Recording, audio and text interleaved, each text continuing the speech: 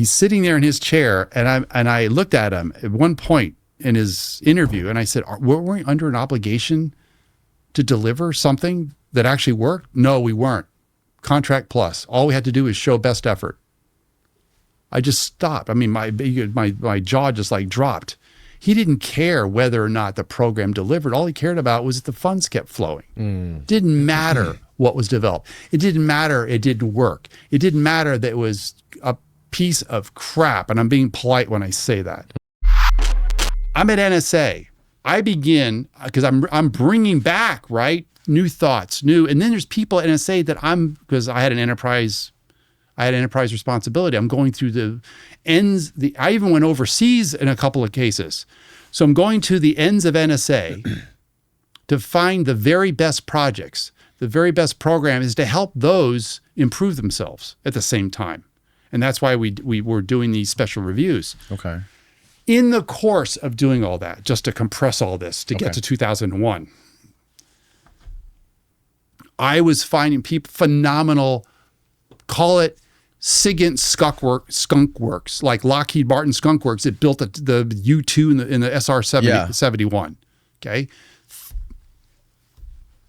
Phenomenal, because NSA realized in the 90s in particular, they faced a huge challenge with the digital age. They couldn't just, because that's the only thing they knew. Oh, we'll just bring everything back, store it, and figure it out later. Bring everything back, store it. Yeah. How do you suck the ocean dry? Can you just, wait a minute, leave the ocean where it is? Just keep track. And this is how I was taught, even on the RC-135. Essential elements of information, metadata, the critical information, the things that you need to know about. The stuff that's routine, you just keep track of that. It's only when it turns to something other than routine that you care. Mm-hmm. That's kind of the signal to noise ratio. When it rises above a certain level, you then say you notice it, but you can't notice everything. Right. I can't always look at every straw in the haystack, can I? I need to know though if one of the straws, right, turns. How do I know that? Well, I have to know when it turns or it catches on fire. Okay. I got to know about that. Right. That's part of indications of warning as well, ultimately in terms of how you provide that to support, which is stated in the preamble of the Constitution, providing for the common defense of the United States. I not only just took that to heart, I lived it as well as others did, silent warriors, for years and years and years. That's how I was taught. It's what I experienced. It's what I provided the American people in secret in the national security space. So NSA kept pushing back, resisting, because it meant change. They were so wedded to their legacy systems that they weren't willing to look at something differently. You know, the famous quote from Einstein, keep doing the same thing over and over again, expecting a different result. It's a form of insanity. This is institutional insanity. As I was told at one point after I got to NSA, well, joined NSA as a senior executive, Tom, you just don't understand. That's not how we do things around here. So, but this is actually going to improve how we do things around here. Oh, that's not how we do things. They just were wedded to how they did things.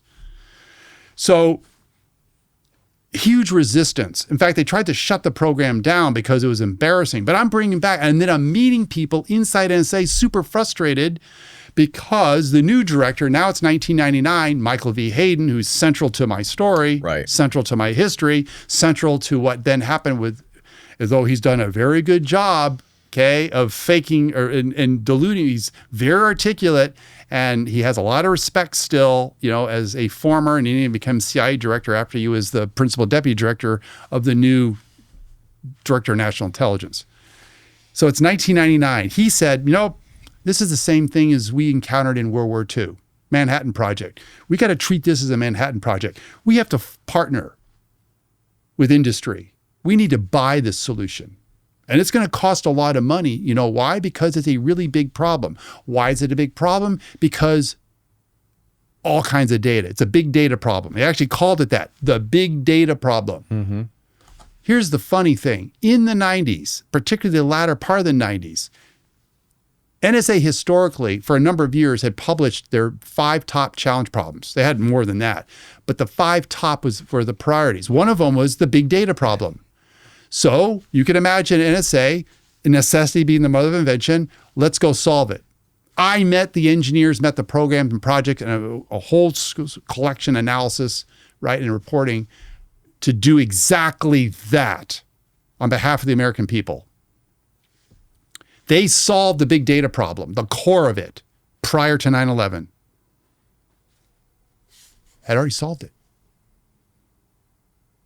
But NSA, nope, the corporate decision is, and there are people who actually got punished for this internally, punished.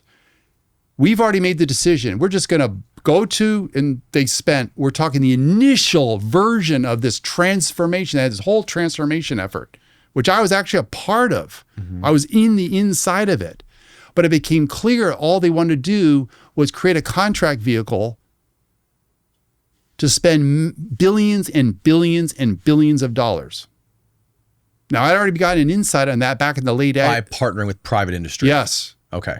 Commercial, private, but military. We're talking those who had access and had the proper security clearances or could. We're talking like the SAICs of the world. We're talking about the Booz Allens of the world. Right. We're talking about the IT portions of those companies. Yes. Okay. So just to clarify, when you say you had already solved it, you had already solved it by doing what? NSA had already solved it internally.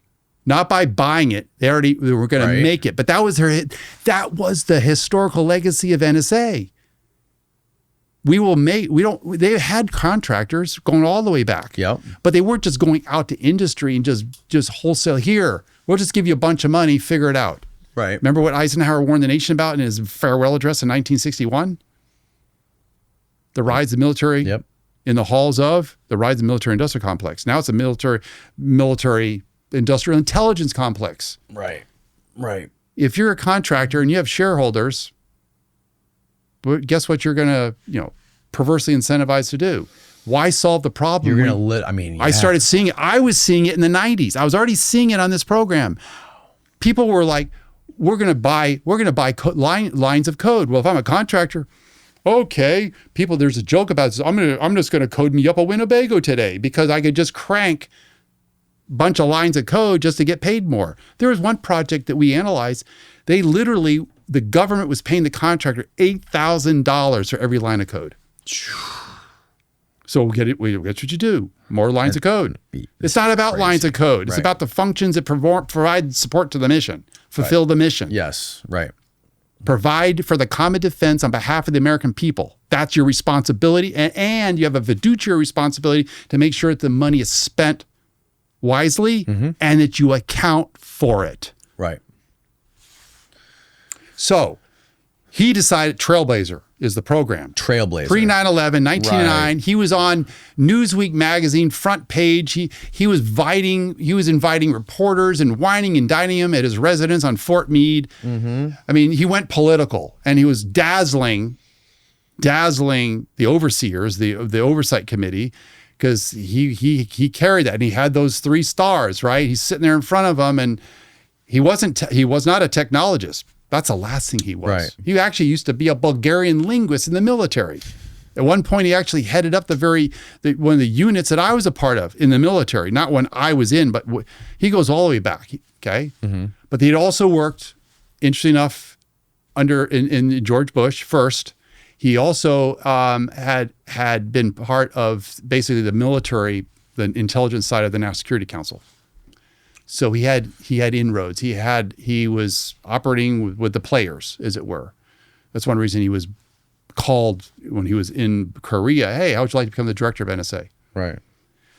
So he's going to buy the solution. The original program was just shy of $4 billion. The amount of money that was spent originally on one of the programs, this is one of them, but don't have time to go into all of them, but there was a number of these really skunk works that were solving these challenge problems at NSA that they actually had defined as a challenge problem. This wasn't like, we're just going to go off and just play. No, there were labs that they did that too. This was to solve the problem. So a little over $3 million solved it well prior to 9/11.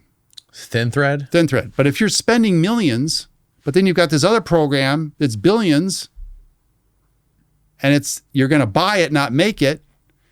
Why would what was happening is that people's careers, promotions are being based on how large you grew your organization. Right. How much money did you bring in? How much money did you let out to a contractor? You didn't, in fact, you became further and further away from the day-to-day of and even the big contractors got all kinds of pass-through fees because they're just giving it to the subs to actually do. They didn't, a lot of cases didn't even do the real work themselves. Right. Who's doing real work? Oh, it's not about real work. Look, I had already blown the whistle on an earlier program, one of the most, at the time, the most expensive automated data processing system at NSA called Minstrel. Anytime you bring up Minstrel at NSA, probably not as much now because most of the principals have gone or are dead, it was super, super embarrassing. At the time, it was incredibly expensive. You're talking 1985, it was awarded, right, for almost 200. We're talking almost $200 million. That's a ton of money for an IT system. They bought a bunch of hardware, right, at inflated prices, and then it never delivered. They ultimately spent about $250 million on it by the time they were finished. The same core people that were on Minstrel got another bite at the apple under Trailblazer, but way bigger. But this was going to catapult NSA because they were under a huge pressure. You're falling behind, becoming less relevant. Right. You're going deaf. Right. Literally. Bringing all this data back, can't make sense of it. Or you're getting to know more and more, and this is sort of a twist here about what I'm going to say, knowing no more about less and less. So it become myopia, right? Get incredibly narrow. Right. Because there's all this stuff that's just like as they would say, it's on the cutting room floor in some database, obscure database somewhere. How do I know its value? This problem was solved. Now, I was part of that because what I was doing was advanced analysis. On the technical side, I was analyzing software and how it was being developed, how it was being designed and developed and deployed. So we're talking soup to nuts, full, you call it life cycle, okay, including maintenance, operations, O&M, operations and maintenance, where a lot of the contractors knew they would get even more money just because they could just milk it. We used to joke about that at Booz, we'll milk it. And if we can't get them to milk it, we'll just repackage it and sell it to some other government agency and milk it some more. They actually had an investigation. The general counsel comes out from Mountain View. That was their home office. It was Mountain View, California. He comes out, he does his own internal investigation, brings in a lot of us to interview. And I looked at him, I said, weren't we remember, given my background, right? My background already, just the summary of it. He's sitting there in his chair, and I looked at him at one point in his interview, and I said, weren't we under an obligation to deliver something that actually worked? No, we weren't. Contract plus. All we had to do is show best effort. I just stopped. I mean, my jaw just like dropped. He didn't care whether or not the program delivered. All he cared about was that the funds kept flowing. Didn't matter what was developed. It didn't matter it didn't work. It didn't matter that it was a piece of crap, and I'm being polite when I say that. Didn't matter. This was my now dawning realization after having worked with extraordinary people that you'll never hear about in the field when I flew, right? Especially overseas. Dedicated to the mission. Not to just lining their pockets.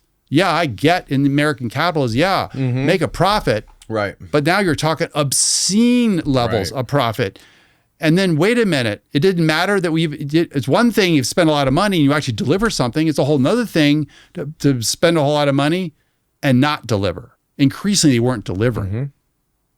And then they would just, because it's what they call sunk cost in the economics, you just keep dumping more money and money into the hole, right? Right. So, long story short, in February so to give you a background, that I was very sensitive now to corruption, to fraud, waste, and abuse, had already been a whistleblower. I was even a whistleblower in the military, but that's another story. When I was on the Compass Call mission, Big Safari, right? Big Safari is another interesting program. It's sort of the umbrella program. It funds a lot of this, including what I was doing overseas. February 2001. I just moved into a new house where I live, right, in Maryland. I was doing really, really well. Okay. I had special projects, contracts. I was working with like the University of California, Riverside. I was still doing all my consulting. I even expanded. I was now a principal in a boutique.com. This is the late, the 80, 98, 99, 2000, early aughts. Flying all over. I used to fly in the Nerdbird flight. They call it the Nerdbird flight. Dulles to San Jose. A lot of spying went on in that plane. What was that about? The Nerdbird, because people are flying back and forth. Tech lobbyists. This is when the sort of the growth of the tech bros, venture capital, Silicon Valley, venture capital got involved in all of that, right? Okay. Wow. Including up to Sand Hill Road to make the case for small boutique.coms who were given a bunch of venture capital money, nondescript office, technology level playing field. They had a, good-looking secretary sitting up front just for anybody that came to the front door, but the building itself was nondescript, some office complex. Meanwhile, in the back room, the couple of 3 or 4 or 5 back rooms, depending how much money they got, they had a bunch of code cutters, to say that loosely, developing the next killer app. That became the phrase. We got to develop the next killer app. Because internet had exploded. Yes. Okay. In the interview, just in the last, especially with the web. Okay. And browsers. Right. And it's like, how do we exploit this? We're going to make, and people were it was staggering amounts of money being dumped. And the conferences that I went to, this was the heyday of you would go into where they have all the companies, and they all started outdoing each other. Who had the fanciest stand and all the little things they would give away, and some got really fancy. I mean, it was quite something. It was a world, right? It was quite a world. .com bubble. .com bubble. And I could tell, I even almost moved to San Jose. I almost moved there, but I realized it had become a gambling environment. People were just rolling the dice. Right. Fact is, on average, only about 1 out of 14 companies ever actually made it. And then would usually get swallowed up by some bigger company. Okay. I saw all this happen, right? All in front of me. Right. So I'm sitting there February of 2001. NSA was under huge pressure because they weren't solving the problem, just to say it simply. Huge pressure from stakeholders and others, studies, like, you got to do something. Maybe you need to stir up the gene pool. Maybe you need to bring in senior people with outside experience, both government and industry, and bring them into NSA, put them in senior positions, and let them make the necessary changes. I was part of about 6-month period, roughly. There was a couple of people who had been hired in a little sooner, where about a dozen of us were hired in from the outside. I applied. They actually went to careerbuilders.com. Remember monster.com? Oh, yeah. They tried to do this like high-tech ITs would do, or startups. How do you hire people? They realized on the government, they couldn't go through the normal government cycle because it would just take too long. Right. Way too long. And they had to have security clearances on top of that. Right. So they accelerated, compressed it all. I went through, even though it wasn't the position I originally applied for, I went through a multi-month process, but for NSA, it was basically 2 months. And then I started going up. I kept making the cut to the point where I made the cut. 2 of us made the cut with the person I ultimately reported to when I was hired. And I got hired. They accelerated because I already had a clearance. Okay. So that only took a couple of months. I started in late August. I had a different color badge. I took the oath, and this is critical. I'm now taking the oath as a senior civilian, Defense Intelligence Senior Executive Service. I'm taking the oath for the 5th time in my career to do what? Support and defend the Constitution of the United States of America against all enemies, foreign to domestic. I'm taking an oath, not loyalty, not to a person, not to an agency, not to secrets or secrecy, not to corruption, not to cover up. I'm taking oath